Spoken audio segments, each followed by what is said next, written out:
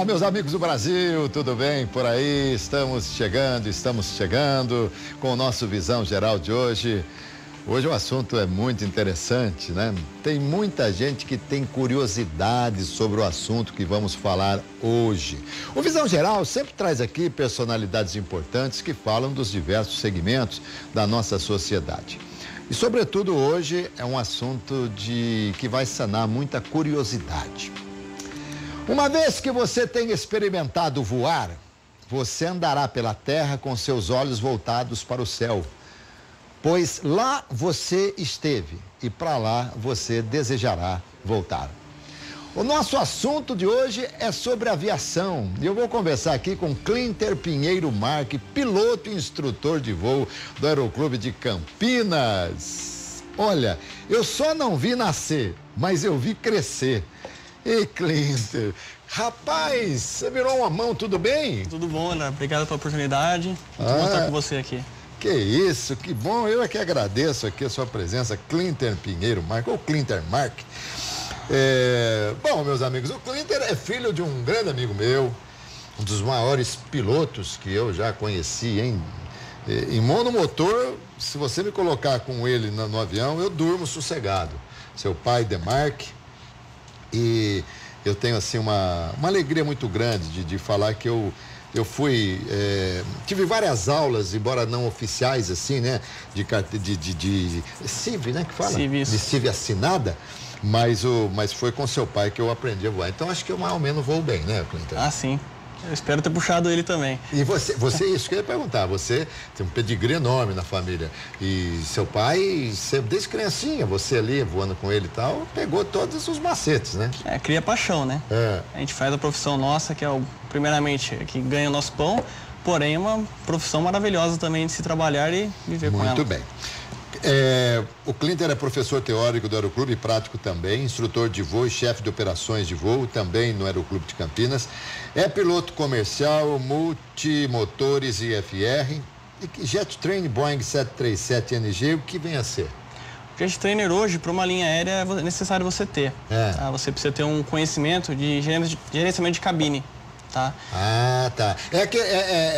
Mas é um simulador estático, né? Sim, estático. Tá? Nós temos a parte teórica, que geralmente são 3 dias, tá? De 8 horas cada dia, e mais 5 dias prático. Você ficar batendo no relógio toda hora, eu vou falar pra você.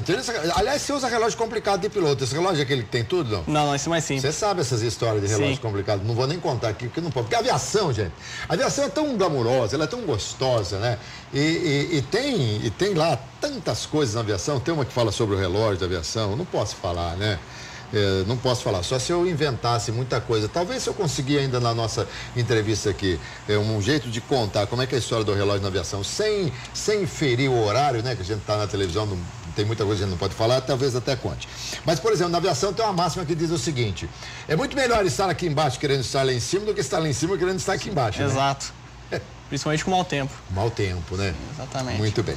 Bom, vamos falar então, muita gente tem curiosidade, a gente vai falar de algumas situações, eu vou contar algumas historiazinhas aqui também que eu vivi na aviação, mas vamos lá, alguém quer ser piloto, quais são os requisitos? O que é que a pessoa tem que ter para ser piloto? Primeiramente, você tem que tirar o CMA, né? O Certificado Médico Aeronáutico. Tá? Aqui em Campinas temos uma clínica que faz certificado. Do Alan Zimmerman. Isso, exatamente. Querido Alan Zimmerman. Mas tem que ter uma idade mínima, não? Mínimo, você pode começar a voar com 17 anos, com o pai assina, a mãe assina, tudo. Tá. Porém, você só pode solar, fazer o primeiro voo solo com 18 anos. Antes dos 18? Depois dos 18. Não, então antes não pode. Antes você pode começar a fazer manobra alta, por exemplo, treinar um stall, as manobras elementares. Nós vamos depois falar o que é um stall para você. Embora a gente não tenha aqui nenhuma maquete do avião, a gente faz com a mão assim e tal, né? Sempre faz assim com a mão. Impressionante como é na aviação. Por exemplo, você conversa com seu pai sempre foi comandante, né? Então, deixa essa câmera aberta aqui, deixa aberta que eu quero mostrar um negócio. Isso. O comandante é o seguinte: se ele vai contar uma história para você, ele fala assim: aí eu tava voando e percebi que eu tinha que dar mais motor. Então eu fui lá, cheguei às periquitas. Quando ele faz assim com a mão direita, você já fala, esse cara é comandante. Sim. Quando ele faz com a mão esquerda, você fala, esse cara é copiloto. Não tem esses negócios, Sim. né? A posição da cabine que o piloto opera, né? O piloto geralmente é lá do lado direito, né? E o comandante lá do esquerdo, né? Gozado. Você sabe que eu sempre tive uma dificuldade enorme de pousar o avião sentado na direita. Eu acho que eu nasci para ser comandante, não para ser instrutor. Varia, né? Que o piloto comercial e o piloto privado optou o lado esquerdo. Sim, então, mas, por exemplo, você não tem nenhuma dificuldade, porque você dá aula, você está na direita ou está na esquerda, para você tanto faz. No curso de instrutor de voo do Aeroclube que eu fiz, a gente treina inverter esse lado. Um instrutor que me dando instrução, ele é um aluno de primeira hora, segunda hora. Aí você começa a aprender o... Ô, Cleiton, você está tão jovem, quantos anos você está? 27. 27 anos. E claro que seu desejo é... Assim, linha aérea... Seguir linha aérea. É um sonho. E para a linha aérea você tem que ter um mínimo de horas? Hoje, por exemplo, a Azul, a Avianca, estão pedindo 500 horas de voo. 500 horas. 500 então eu posso ser copiloto lá. Você tem o ICAO, manda o currículo. Tem que ter o ICAO. Hoje tem que ter o ICAO. Não tem. Porque todos os manuais da aeronave são em inglês, procedimentos operacionais, emergência. Explica aí para o nosso telespectador, olhando lá para aquela câmera lá, o que é o ICAO? ICAO é uma prova de proficiência técnica em inglês, tá? Você faz a parte falado com uma torre de comando, por exemplo, uma emergência, e você precisa treinar isso aí, tá? E ter proficiência, no mínimo 4, para conseguir atingir o ICAO 4 que precisa. Eu não teria nenhum problema numa emergência. Help me, help me, help me. Né? Tudo bem, dá para fazer, né? O cliente, você está com quantas horas? Eu estou com 360 horas. 360 horas. Isso. E você é INVA, né? Sim, claro. Sim. E para ser INVA, quantas horas no mínimo? Você INVA tem que ser piloto comercial, checado, tá? Mínimo 150 horas. O curso de instrutor de voo varia da proficiência do aluno, tá? Geralmente é de 23 horas a 25 horas, tá? Que é 21 horas e meia o curso prático, mais 1 hora e meia de cheque. E claro, tem o curso teórico que você faz antes também. Com certeza. Bom, mas também é o seguinte, 360 horas você tem aí de CIV, né? Sim. Porque você deve ter muito mais horas aí, porque o que você já deve ter pego o avião da mão do seu pai é assim uma grandeza, né? Porque eu quando era criança já dava 500 horas. Exatamente. Então, e seu pai continua voando ainda, né? Sim. Está voando menos, porém está atuando ainda. E você sabe que seu pai tem... Não viemos aqui para falar do seu pai, viemos para falar de você, mas é difícil a gente tirar o Demarque assim da cabeça quando se fala aviação, porque o Demarque é um símbolo da aviação aqui em Campinas, né? Com toda certeza, a nossa aviação pequena aqui, o Demarque é um símbolo. Para mim foi referência, né? Sem dúvida, por ele, referência. O paixão da aviação existia, porém o bate-papo em casa é uma coisa fundamental que aconteceu comigo. Bom, aí a pessoa, então, ele vai lá, ele tem a idade, ele começa a fazer o curso, ele faz junto o teórico e o prático? Pode fazer o teórico, tá? O piloto privado, você não pode fazer o voo solo, se você não tiver mínimo 18 anos. Tá. E a parte teórica chama banca da ANAC, tá? O que acontece? A banca da ANAC são 5 matérias, tá? O aluno tem que passar nessa banca para poder fazer o voo solo. Sim, mas tudo... tá. Então, enquanto ele não passar na banca, ele não pode voar solo. Por quê? Isso é nova regulamentação ou já faz tempo? Regulamentação. Por quê? Você fazendo voo com duplo comando, que é quando você está voando com o instrutor, tá? Para você fazer voo solo, você tem que estar apto à parte teórica, ANAC, tem que olhar para o tempo e fazer uma verdadeira análise. Exatamente, do tempo, né? Porque essa navegação, uma das matérias, regra-mente de tráfego aéreo, tá? A parte de conhecimentos técnicos, teoria de voo, conhecimento técnico e meteorologia. Meteorologia. São essas 5 matérias. 5 matérias. Bom, então, vamos lá. Ele começa fazendo o curso teórico, aí ele presta a banca da ANAC. Presta a banca da ANAC. Passando, ele já... Está apto. Mas mesmo fazendo o curso teórico, ele pode voar desde que acompanhado do instrutor. No Aeroclube, o curso de piloto privado sempre tem um instrutor junto, tá? O Aeroclube lá temos alunos que faz 1 hora de domingo, por exemplo, e faz o curso teórico durante a semana. Perfeito. Ele vai aplicando a teoria na sala, na prática. Fica muito mais fácil a compreensão do aluno. Mas para solar, ou seja, para voar sozinho, é a partir do momento que ele passou na ANAC. Exatamente. E tem que ter um mínimo de 20 horas, é isso? Varia. Varia? Tá, mas geralmente um aluno checa de 20 a 30... ele sola de 20 a 30 horas, depende do tipo da aeronave. Se for o Cessna, ele tem um pouco mais facilidade para o pouso de decolagem. Agora, gente, é o seguinte... Eu me lembro muito bem quando eu solei. Fabrício era o instrutor, não sei, talvez você não se lembre, mas seu pai com toda certeza vai se lembrar muito do Fabrício. Depois seguiu carreira, tal, tá na aviação comercial. E é o seguinte, você vai voando e o instrutor tá ali percebendo como é que você tá, como é que você não tá. De repente, ele deixa você pousar sem pôr a mão no avião, você não tá nem sabendo e tal, que ele não tá pondo a mão. Aí ele fala, esse cara tá pronto para solar. Sim. Aí ele desce do avião, né? Desliga o avião, desce do avião e tal, e aí você vai para solar. Você que sai para voar sozinho, você tem que saber o seguinte, agora é comigo e com Deus, não tem mais conversa. E um instrutor que está ali no solo, ele falou assim, agora comigo é só Deus. Pelo amor de Deus, não pode acontecer nada. Só. Vocês ficam mas num momento de adrenalina muito grande, isso né? É alta, né? E o prazer também de deixar o Ludus voar solo, né? Isso é marcante para todo piloto, né? Você falou do Fabrício, eu lembro, o meu foi o B2, por exemplo, que me solou. Ah, então, o B2. Aquele dia é sensacional. Você tem uma nova nascimento. Olha, esse aviãozinho aí qual que é? Esse é o Paulistinha, esse é o outro, é um Cessna 152. 152. Isso que utiliza na instrução. O 150 e o 152 são parecidíssimos, né? Muda pouco, né? O motor que é um pouco, é 100 HP, o outro é 110. Vocês arrumaram esse avião para tirar foto? Porque quando eu voei esse avião não estava tão bonitinho por dentro assim não, viu? Esse eu já voei também. O Curisco. Neve, o Curisco. Você é instrutor de todos eles? Eu não estou voando o Curisco no momento ainda, mas o César e Paulistinha sim. Ah, tá certo. Bom, o Curisco é muito mais fácil do que o Paulistinha. Pousar um Paulistinha, primeiro que para você taxiar no Paulistinha, você tem que ficar andando em zigue-zague, né? No Taxi S. O Taxi S, tal, e zigue-zague, isso aqui. Agora, não tem como o avião triciclo, trem de nariz. Isso é maravilhoso. Isso aí ele vem para pouso que é uma beleza. O outro é muito complicado. Olha, esse avião, vocês enfeitaram para trazer essa foto para a TV e não está tão bonito assim não, viu? Esse avião eu utilizo na Barra, ele está voando hoje, por exemplo. Os alunos que se interessam em fazer o curso de piloto privado, comercial, eles podem utilizar ele. O Clinter, acontece de vocês, entre vocês, porque o cara vai fazer o curso de piloto, ele não é só você que dá instrução, é você, passa por um outro, o outro. É importante que outros deem as aulas também, É uma equipe de instrutores, falando, né? Vocês, entre vocês ali, vocês conversam às vezes, fulano e tal, esse não tem condição de voar, esse ainda vai demorar muito. Tem muitos pilotos, muitos alunos assim? Tem o feeling, né? Porque, vamos supor, você voa comigo e você me dá instrução. Tá. Então, querendo ou não, um tem facilidade com uma didática, outro tem facilidade com outra e acaba auxiliando o aluno nessa conversa também no hangar. Ah, entendi. Ainda tem todo aquele procedimento de fazer aquele cheque total, tudo, não mudou nada desde o tempo que Bom, até parece que faz muito tempo assim, né? Mas algum tempinho faz. Tem o cheque externo que nós falamos, né? Tem a parte antes de ir pro cheque ainda, que é a avaliação de meteorologia, documentos da aeronave, entre outros fatores. E depois sim, você vai ter um briefing com o instrutor, né? Tá. Briefing e debriefing, né? Exatamente. Briefing para dizer tudo que tem que fazer, debriefing para mostrar tudo que foi feito. Isso, exatamente. É mais ou menos assim que a coisa funciona. Bom, aí então ele sola e para ele se formar piloto, ele tem que ter, no mínimo, ainda são 40 horas? Perante a ANAC, 35 horas. Ah, baixou? Privado. Porém, a média é de 40 a 50 horas, depende da proficiência do aluno. Entendi. Igual nós falamos aqui agora, o aluno tem mais dificuldade no Paulistinha ou tem mais dificuldade num pouso. Eu vou ser sincero para você. Eu comecei a fazer o curso de aviação lá em 1986. 86. Aí voei um pouquinho, não consigo pousar esse negócio não, vou largar a mão. Eu larguei a mão.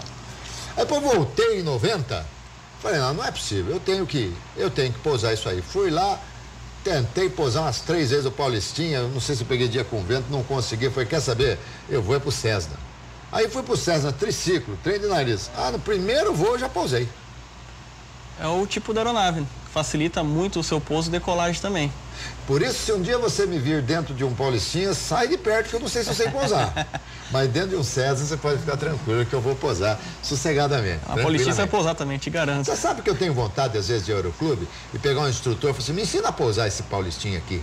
Pode fazer. É diferente, não parece, mas o Paulistinha, ele tem, aí fala biquília, né? Biquília, o que é trem de nariz, seria na parte de trás. Ele fica levantado assim e você não consegue, você não vê a pista quando você está pousando, né? Não. Você não vê a pista, você tem que imaginar e tal. Agora, já o triciclo não, o trem de nariz ele vem, você vê direitinho a pista, é uma delícia. Mas um dia vamos lá, você vai me dar umas aulas no Paulistinha para ver se eu consigo pousar. Será o maior prazer, vamos combinar. Hoje eles procuram ainda o Paulistinha por questão de preço?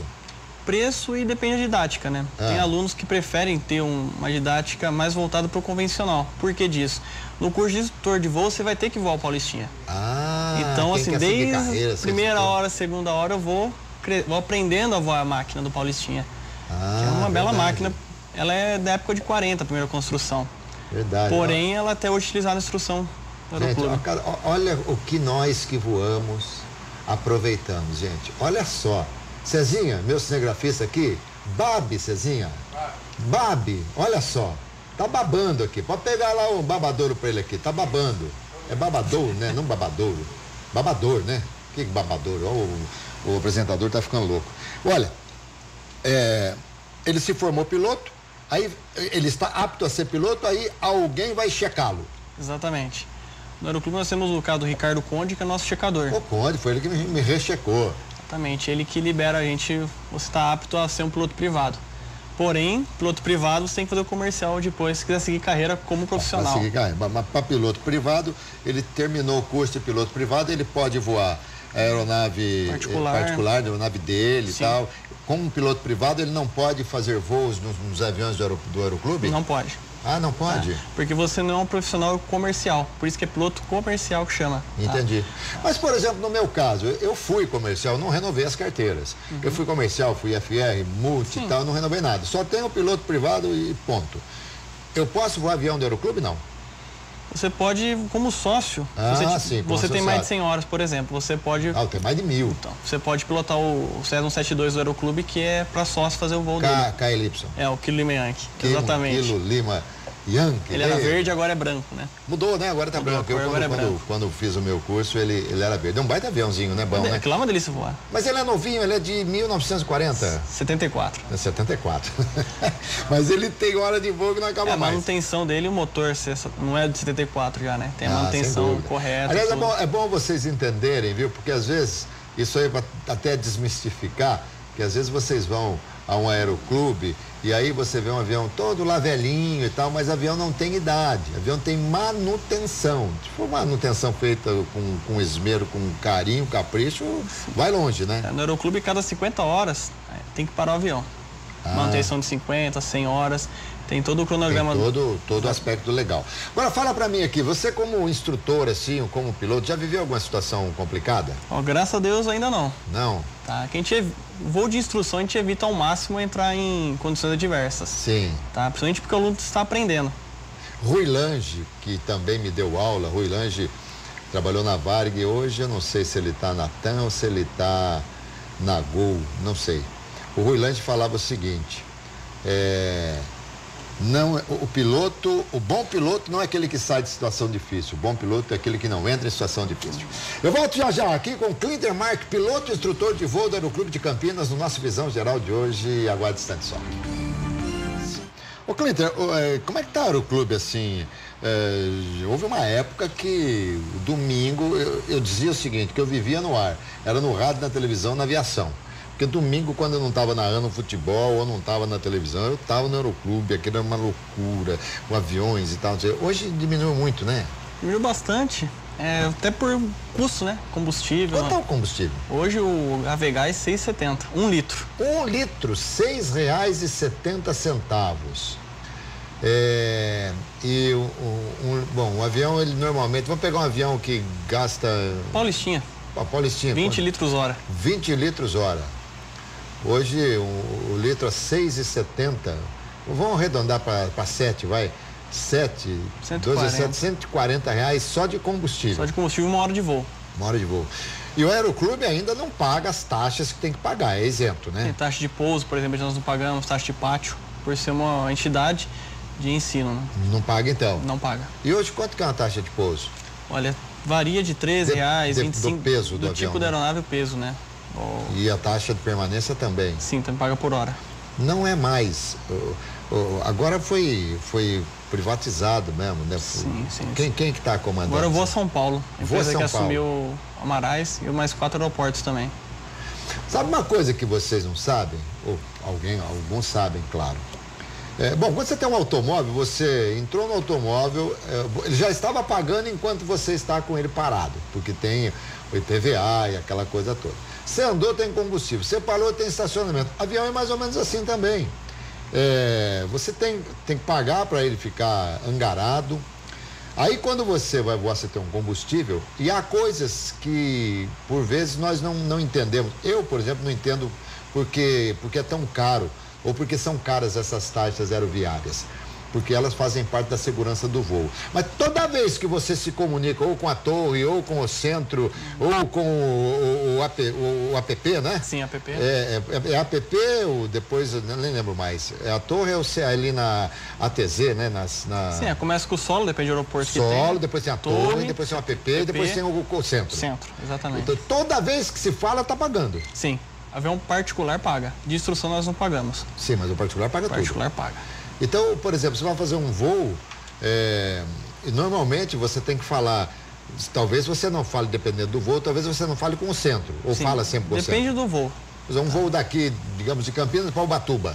Você vai falar com o APP São Paulo. APP São Paulo. Tá, e vai coordenar a frequência de corredores. Aí depois te manda para São José dos Campos também, às vezes? Você coordena com São José dos Campos, se você passar próximo à TZ de São José dos Campos. E também tem a questão dos corredores visuais, que a gente não pode sair daqui uma proa direto para Ubatuba. Tem que respeitar. Você tem que obedecer os corredores visuais. Exatamente, para não influenciar no tráfego de Congonhas, por exemplo, Guarulhos. Agora, Clinter, tem um negócio que eu não consigo entender por que é que mudou. Não sei se tá assim hoje. Eu falo eu não sei porque já faz um tempinho que eu não vou. Aliás, preciso retomar. É tão bom. Vou lá fazer uns voos com você. É claro.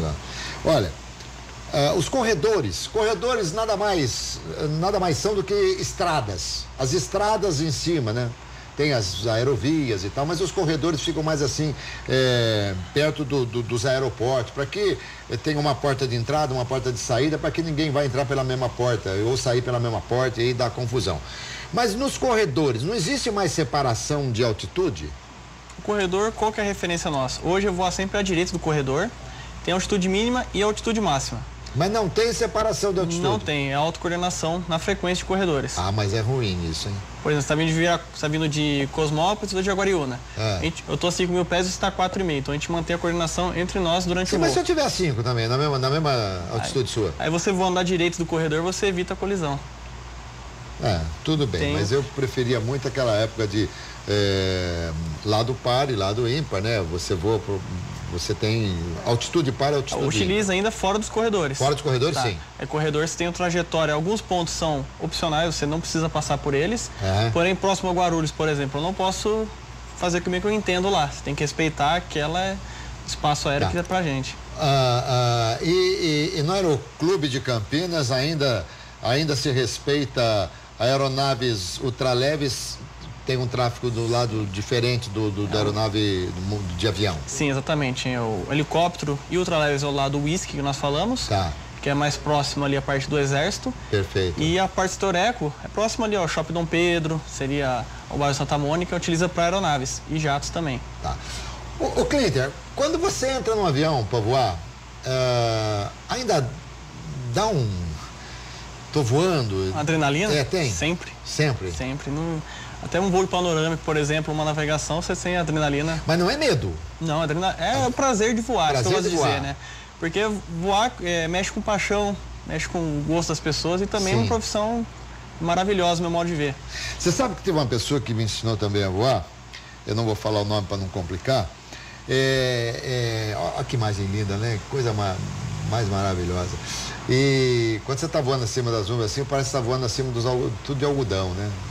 Uma algodoeira, coisa bonita, né? E então, quando eu perguntava sempre para essa pessoa, se parar o motor do avião, o que acontece? Mas perguntava, não, aí parou o motor, primeira coisa que tem que fazer, explicando tudo, né? Nariz embaixo, controlar a velocidade, mantém o voo planado, é aquela coisa toda que a gente aprende e tal, não sei o quê. E de tanto eu encher o saco do cara, assim, e o que acontece para o motor? O que acontece para o motor? Aí acontece isso, ele parou o motor do avião, desligou. Cara, isso não pode acontecer. Eu falei, você é louco? Eu falei, calma, tenha calma. Porque, aliás, calma é uma das características dos bons pilotos, né? Primeira coisa é calma. Ele falou, calma, tenha calma. Como é que eu vou ter calma? Eu vou voando, não tá, tô descendo, não tem motor, se eu der o motor, não vai e tal. Calma, tá vendo a pista ali na frente? Vai com calma, vai acertando, vai voando e tal. Aí, a hora que a gente enquadrou a final da pista, que tava pouso garantido e tal, ele falou assim, sossegado, baixa mais um pouquinho, agora dá partida no avião. Porque, claro, não podia chegar com a hélice embigodada, né? Bigodada não, hélice, como é que fala? Bigode é quando você pega as pontas dela. Embandeirada lá. Embandeirada, Não podia chegar, senão ia ter complicação lá. Mas que susto que eu levei, cara. Que susto. Hoje no curso você não... E eu ainda gosto desse cara que fez isso comigo, rapaz. No curso a gente não pode fazer isso mais, não tá? Pode, a gente né? simula pane, pane simulada. Então a gente reduz a potência, faz exatamente esse treinamento. Deu pane no motor, como que eu faço para pousar? A gente ensina o aluno praticamente desde as quinta, sexta hora dele, é isso. Ô, Clinton, motor de avião tem primeira, segunda, terceira, ponto morto, marcha ré, não tem nada disso. É marcha lenta, né? Só potência marcha lenta. máxima. É como se tivesse só um motor em ponto morto. Sim, o motor acontece, por exemplo... carro, assim, ponto morto. A gente usa RPM igual do carro. O motor paulistinho, a gente opera o mínimo dele 1.000 RPMs ao máximo 2.400, depende do dia até 2.500 ele dá. Então a gente trabalha nessa faixa de rotação do motor, tá? Que seria semelhante à marcha do carro. Tá. Vamos tentar classificar aqui, vamos ver se coincido com o que eu penso. Acidente é uma coisa que pode acontecer, tá certo? Acidente, o próprio nome já disse, um acidente. Mas, numa ordem, numa escala, o que a gente poderia colocar como se algo que se não for observado pode ser o grande causador de acidente? Numa escala, a gente pode começar o quê? Vou dar algumas alternativas para você. Imprudência, falta de manutenção, meteorologia, não observação da meteorologia. O que você acha que está em primeiro lugar em causas de acidente? Eu posso dizer para você que é uma soma de tudo isso. Negligência do piloto às vezes. Tá? Que tem avião que está em muito bom estado e o piloto consegue entrar numa atitude de mau tempo e acaba sofrendo um acidente. Tá? E a parte de manutenção muito crítica também. Tá? Então a gente tem o documento da aeronave, a gente tem o diário de bordo. Então sempre estamos atentos a reportar, o avião não está funcionando legal o transponder, por exemplo, um altímetro. Tá. Sempre deu problema isso para o avião, resolve e volta a operar ele.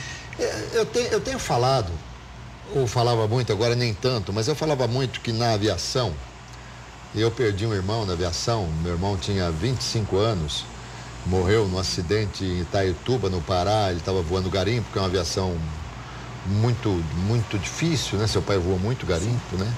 Você não, graças a Deus. Graças a Deus. Garimpo é uma coisa muito séria, é difícil. E eu costumava falar que na aviação, numa ordem, eu é que estabeleci essa ordem, não tem nenhuma verdade verdadeira nisso, apenas e tão somente opinião minha.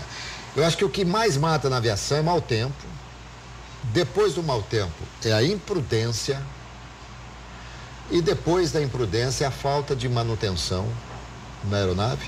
E por último, eu classifico o imponderável, o inevitável, o acidente. Você está voando, de repente você está voando, pegou uma ave, por exemplo, um corvo, sim, bateu na hélice, quebrou e tal, enfim. Isso não tem controle nosso. Então, eu não sei, talvez você possa até imaginar que entrar em situação de mau tempo possa ser também uma imprudência de não, sim, ter observado. Mas enfim, eu classifico mais ou menos isso aí. Uhum. Por exemplo, hoje nós temos instrumentação numa linha aérea, um avião da Azul, um avião da TAM. Sim, sem tudo dúvida. Equipado. Então não tem como você ser pego de surpresa durante o voo mais. Lógico, você falou, numa ave, entrar numa turbina, igual com o seu Rio Hudson, por exemplo. Sim. Teve que ali não tinha o que fazer, era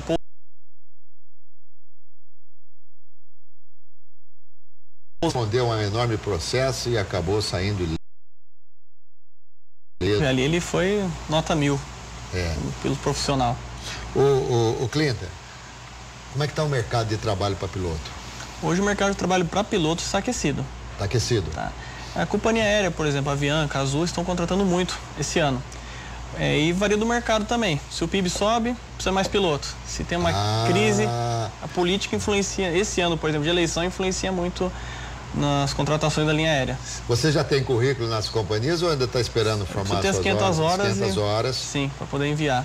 Então, quanto mais voar para você, melhor. Sim, e eu digo como instrutor, é bom para o profissional piloto também ficar 1 ano, 2 anos no aeroclube aprendendo também. Que você trabalha com pessoas que têm mais horas de voo com você. Sim. Então, você acaba adquirindo muito mais conhecimento do que se você tivesse apenas estudando em casa, tudo. Você consegue conciliar os dois e aumentar o seu conhecimento. Quando eu frequentava muito o aeroclube, nós tínhamos lá um espaço chamado Boca Maldita. Muito legal isso aí. A Boca Maldita é um lugar que a gente fica secando os voos, né? Os pousos. E as decolagens também, não é secando. É assim, o cara fica todo mundo sentado lá e conversando, todo mundo conversando. De repente tá chegando um aviãozinho, todo mundo para de conversar. Para de conversar e fica um olhando assim pra pista, na hora que o cara pousa, se ele deu qualquer errinho, um olha pro outro assim e tal. E pronto, aí aparecem também os grandes comentaristas de aeroporto, né? De pousos e tal. E decolagem também. Tem isso ainda hoje lá? Seca pouso. Seca pouso. Hoje é lanchonete, vulgo seca pouso. Seca pouso. A pessoa vai lá, compra a cervejinha dela, bate papo com os amigos e também acompanha o pouso dos alunos. Acaba secando às vezes ou não, né? Ô, Cleide, você falou da cervejinha, rapaz, e na aviação não tem esse negócio de bafômetro, né? Então, não tem um bafômetro, porém tem uma legislação para isso. Tá?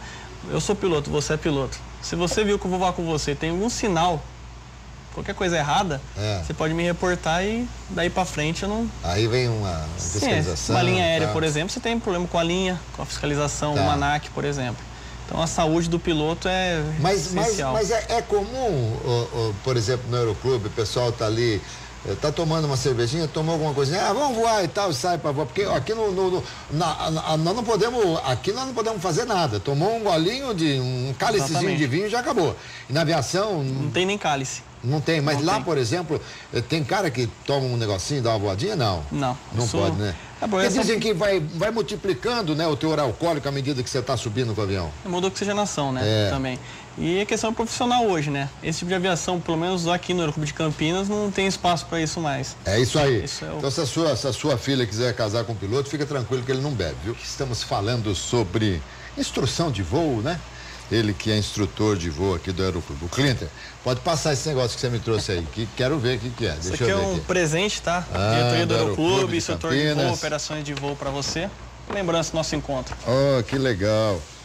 Olha aí, rapaz. Uma camisa do Aeroclube, muito legal. Vou vesti-la quando for Aeroclube. Rapaz, e vai servir mesmo, hein? Você também pegou a GG, né? Esses caras. Tem aqui uns adesivos do Aeroclube também, né? Muito legal, muito legal. Bom, fala pra mim, tem um museu lá, né? Sim, temos um museu inaugurado em 2013. Temos um pedaço da história do Aeroclube de Campinas e da aviação brasileira. E o museu fica aberto todos os dias? Fica aberto das 9 às 18 horas, todos os dias. É um museuzinho, né? Mas é muito legal. Sim, tem bastante curiosidade da aviação e do Aeroclube lá também. Gente, ali que vocês estão vendo, é uma asa, né? Asa do Paulistinha, asa de madeira. Asa de madeira do Paulistinha, como é que pode, hein? Essa asa não é mais operacional, por isso está no museu. É mais para fim de estudo dos alunos de piloto privado comercial e o pessoal que conhece a aviação tem uma noção maior. O Clinton, hoje quanto está um voo, quanto está a hora de voo para instrução do Paulistinha? Hoje o Paulistinha está R$ 360. 360? Isso, uma hora de voo. E o Neve lá, o Curisco? Está 540 uma hora nele.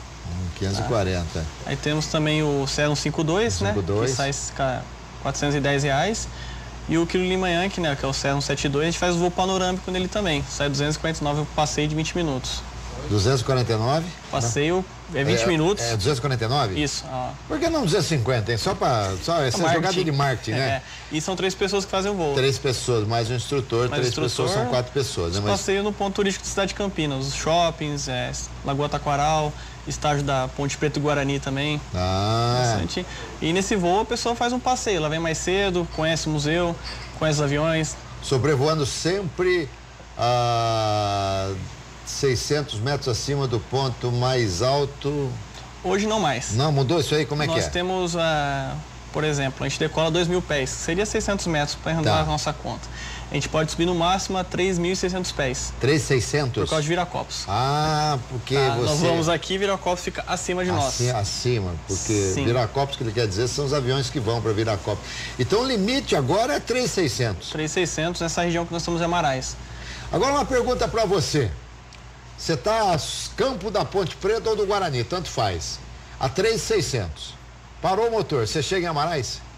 Amarais não chega. Não chega? Não chega. Mas temos pontos próximos do Dom Pedro para pouso de emergência que você consegue pousar o avião e sair andando sem problema nenhum. Perfeito. Esse voo panorâmico nós temos todos o cálculo que a gente pode fazer os locais e também possíveis emergência. Mas que cara chato fazer uma pergunta dessa para você, né? O Aeroclube querendo ter voo panorâmico, o cara fala assim, o negro fala, mas não para não, viu, gente? Não para. O negócio é o seguinte, quantas vezes você esteve no seu carro e você está andando na boa, assim, tranquilo, e de repente parou? É muito raro. Sobretudo, num avião que a cada 50 horas? 50 horas. Cada 50 horas tem revisão para ver se está tudo em ordem, se está tudo certo. Então, assim, acidente na aviação, pelo número de aviões que tem no mundo, é uma coisa, assim, muito rara, né? Muito raro. Eu gosto de falar de moto. Quantos acidentes de moto a gente tem por dia? Você vê. Avião, você vê que é muito pouco. Tá? E outra coisa, né? O pessoal não consegue imaginar o que tem de avião voando no mundo. Não. Você pega um programa chamado Flight Radar, você consegue ver todos os voos comerciais operando no Brasil. E isso, você vê o fluxo da malha aérea no Brasil é grande, mas Estados Unidos e Europa é gigantesco. Olha, aquele filme que retratava, acho que era Voo 93, alguma coisa assim, que retratava quando teve o World Trade Center, quando foi atacado e tal, aquele avião que caiu perto do Pentágono. Há um momento no voo que o chefe do FAA dos Estados Unidos, ele entrava na sala de controle e falou assim: coloquem todos os aviões no chão. Aí disse o controlador: impossível, nós temos mais de 5 mil aviões voando neste momento aqui nos Estados Unidos. Então você vê o que tem de avião voando nesse mundo. Eu, quando fiz a Copa do Mundo dos Estados Unidos em Dallas, eu criei uma frase: em Dallas você olha para o céu e vê avião. A cada minuto desciam 2 e subiam 2 em Fort Worth. É uma coisa assim fantástica. Nós aqui no Brasil também temos uma aviação, uma malha aérea muito grande, né? Sim. Frente aos grandes centros, né? Brasília, São Paulo, essa malha, essas capitais tem bons aeroportos e bastante fluxo. Agora você chega lá no Aeroclube dos Amarais e fala assim: ó, pessoal, vocês não quiseram ir porque vocês estavam com medo de falar, fiz o programa ao vivo lá com o Iralá, porque lá no Aeroclube todo mundo me chama de Iralá, né? Você cortou até o cabelo pra vir aqui hoje, não foi? Tinha que vir, né? Arrumadinho, bonitinho e tal, essa coisa toda, né? Oportunidade. Então. Clinton, querido, obrigado, viu? Dei assim um abraço enorme do seu pai. Seu pai é uma pessoa que eu tenho muito respeito, pela qual eu tenho muito respeito, um grande piloto e que foi um dos responsáveis não sei, eu não tenho nenhuma grande habilidade, mas as poucas habilidades que eu tenho, seu pai foi um dos grandes responsáveis em me ensinar, tá bom? Obrigado, Virala, pela oportunidade.